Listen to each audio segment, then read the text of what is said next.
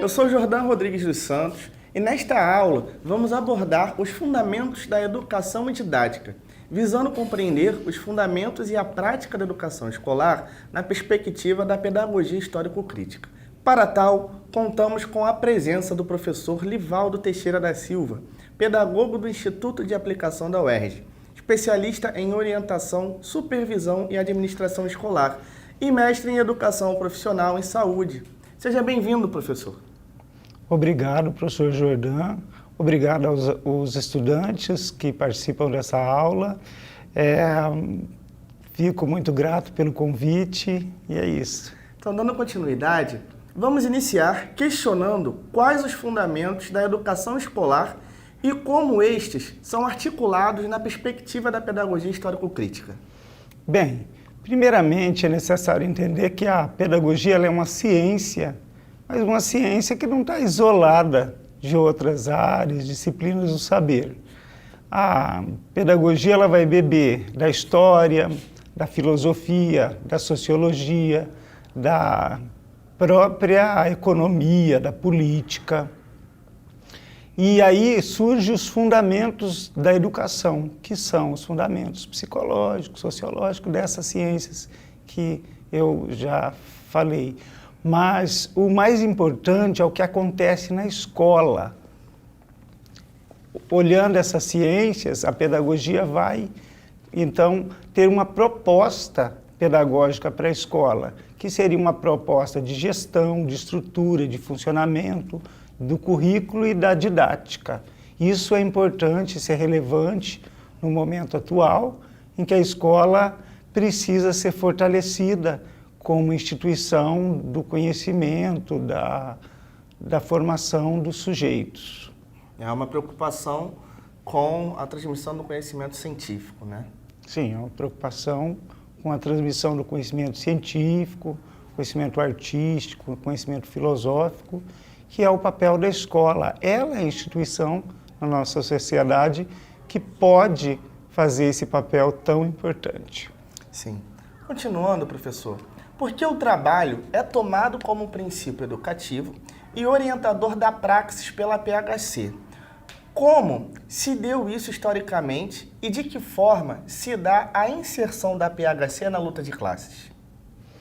Bom, eu vou citar um texto do professor Demerval Saviani, que vai falar sobre a ontologia do ser social. Sim. A ontologia do ser social é uma categoria que havia sido abandonada do marxismo e Lukács, segundo o professor Saviani, ele recupera essa categoria e ele vai dizer que o homem é o ser do trabalho. O trabalho, então, é o que transforma, é o que produz a existência do homem, ou seja, produz a sua própria vida. Então, nesse sentido, a pedagogia histórico-crítica ela está inserida na luta de classe no momento que ela ferramenta o trabalhador não só para ele fazer o trabalho simples, para ele fazer o trabalho manual, que é importante, mas para ele juntar, ou seja, o homem que fabrica é aquele que também pensa. Então, todos os trabalhadores, eles têm a educação escolar como um direito humano, podemos dizer. Sim. Então, nesse sentido, é desconstruir e acabar com essa ideia, com essa concepção da escola que dissocia saber prático e o saber científico, intelectual, né? Seria resgatar essa união, essa perspectiva, construção do conhecimento crítico. Sim, porque na história da escola, a escola ela surge para quem? A escola surge para o ócio na sociedade grega. E nesse sentido, os filhos de quem não trabalhava ia para a escola. E os filhos dos trabalhadores aprendiam pelo próprio trabalho, ou seja, no e pelo trabalho. E quando chega na Idade Média, a escola ela se identifica com a questão da igreja, o sistema feudal. E na nossa sociedade capitalista, a escola, então, ela começa a ter como modo de produção o trabalho, ele vai se complexificando, então a escola tem que formar o trabalhador. Mas para qual trabalho? Só o trabalho do fazer? Então, é essas dimensões que precisam ser articuladas, ou seja, o trabalhador que ele não só se aproprie das tarefas, mas se aproprie do conteúdo do próprio trabalho. Sim, professor. Dando continuidade, quais as pedagogias em evidência em nosso contexto histórico brasileiro? Bom, eu vou começar falando da nossa realidade atual. A ciência vem sendo negada, é preciso que os trabalhadores recuperem a dimensão científica da educação, a dimensão histórica, filosófica do porquê educar nessa sociedade, dado que, na realidade brasileira, a história da educação vai mostrar uma escola, a princípio, religiosa, né?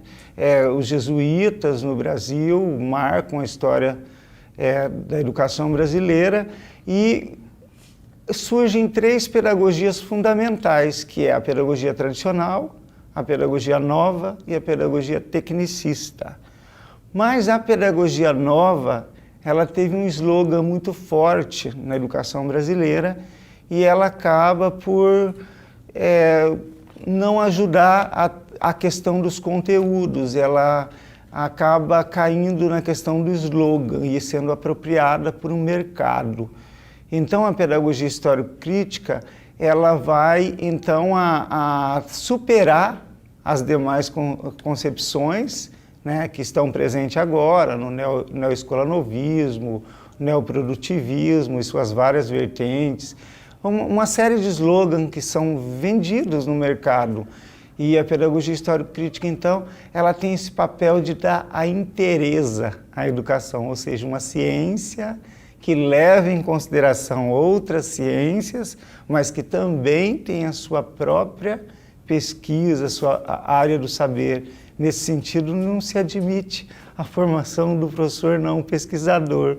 O professor é pesquisador na perspectiva da pedagogia histórico-crítica.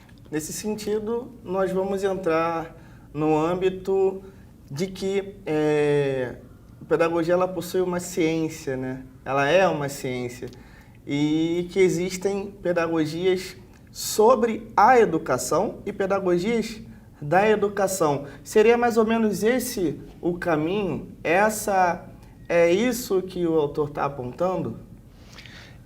Eu citei agora a pedagogia tradicional, a nova, a pedagogia tecnicista, mas essas são pedagogias que são liberais, que estão na história da educação brasileira e têm proposta pedagógica. Essas pedagogias elas têm proposta pedagógica.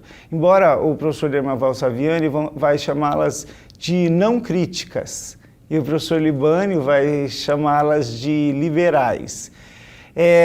Só que tem mais a questão das teorias da educação, porque essas teorias elas tinham uma pedagogia, porque elas tinham uma proposta para a realidade, para a educação. E aí entra a década de 60, as pedagogias ou seja, as teorias crítico-reprodutivistas. Essas teorias crítico-reprodutivistas, elas não tinham, então, a proposta pedagógica.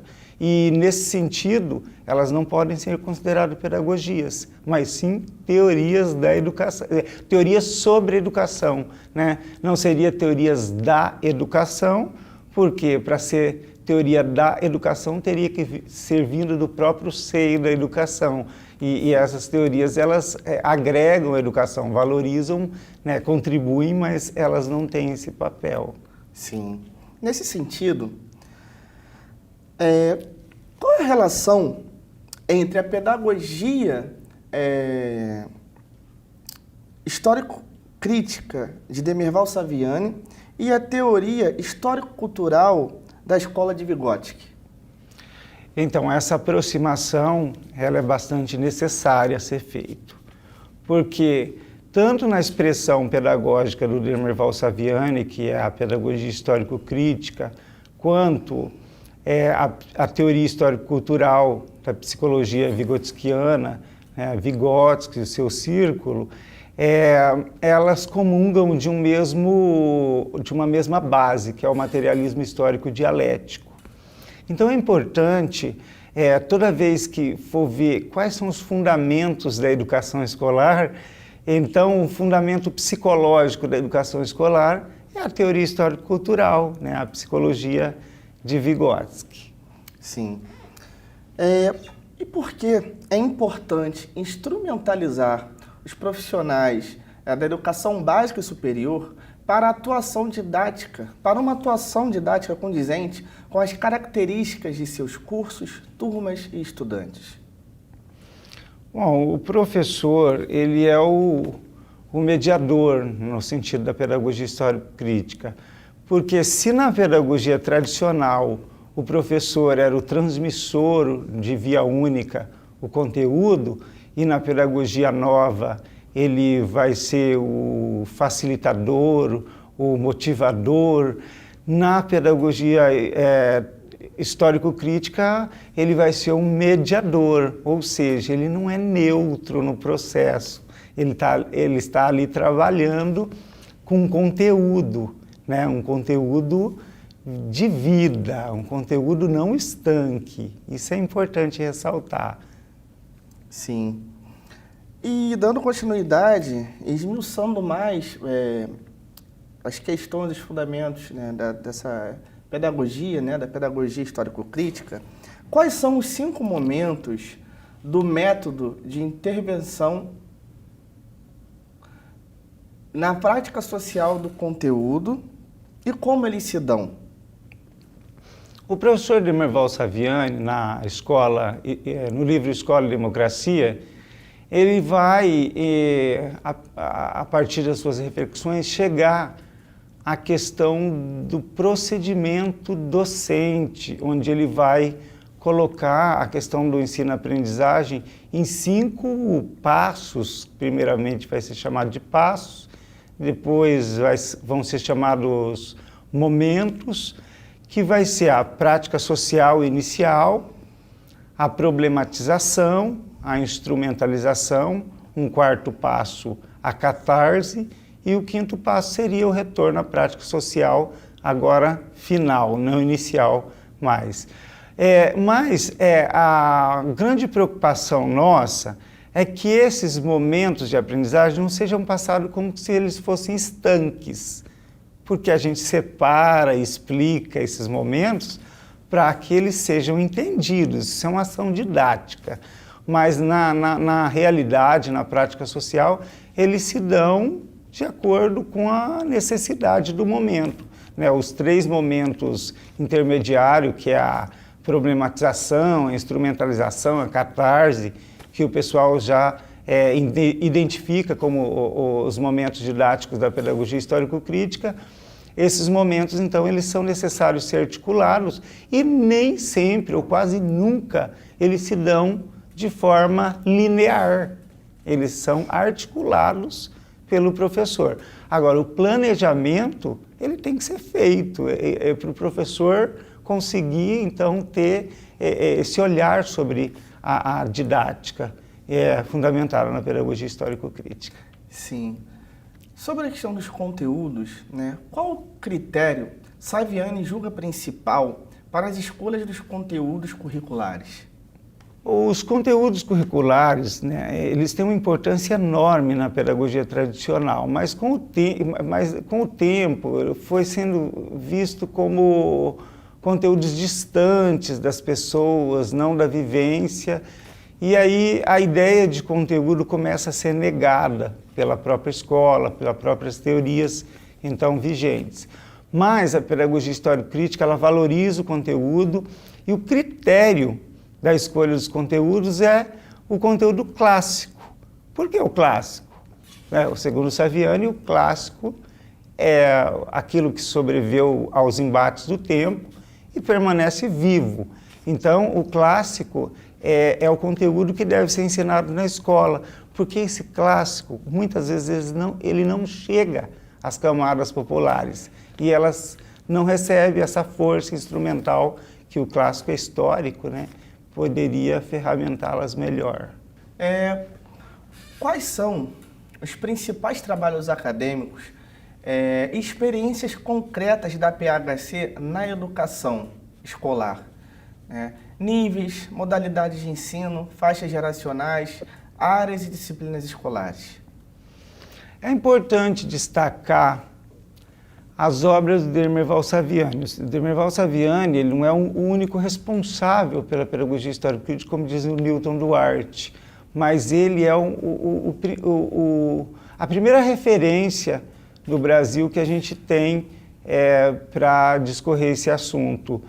As obras Escola e Democracia, Pedagogia Histórico-Crítica, Primeiras Aproximações, História das Ideias Pedagógicas do Brasil, que ganhou o Prêmio Jabuti há uns 3, 4 anos. Essas obras do professor Demerval Saviani, então, elas são referências. Mas não é só o professor Demerval Saviani, tem outros autores que têm obras valiosas que são necessárias ser referenciadas, como a professora Ana Carolina Galvão, o professor Newton Duarte, o professor João Luiz Gasparim. Então, vem tratando desses assuntos, um dentro da didática, outro dentro do ensino fundamental, outros no ensino médio. Então, são várias obras especificando, né, a área de cada uma, mas tentando compreender essa totalidade que a pedagogia histórico-crítica propõe. No estado do Paraná, a pedagogia histórico-crítica ela foi pioneira desde a década de 80 no currículo básico, e com várias negativas, né, políticas muitas vezes, mas ela se inseriu no currículo, né, quando o professor participou da elaboração desse currículo. Uma outra experiência são as universidades, que vêm cada vez mais adotando os referenciais da pedagogia histórico-crítica, né? Aqui na UERJ a gente tem visto bastante entendimento dessas questões, pessoas buscando. Mas é importante destacar o município de Cascavel, que é um município também que está sendo pioneiro na instrumentalização dessa pedagogia no currículo, que a partir disso surge também experiências bastante concretas que estão sendo, né, validadas historicamente. E nós aqui na UERJ já estamos com o projeto Pedagogia Histórico-Crítica na Educação Escolar há uns 3 anos, e isso tem sido muito importante, né, para ferramentar os trabalhadores da educação para a luta pela educação que emancipa, para um currículo, para uma didática coerente, então, com uma visão de mundo melhor. A pedagogia histórico-crítica está aí para contribuir com essa sociedade. Sim, professor Livaldo. Então, em nome de toda a equipe, agradeço a gentileza de ter participado do nosso curso. Muito obrigado. Sou eu que agradeço. Muito obrigado.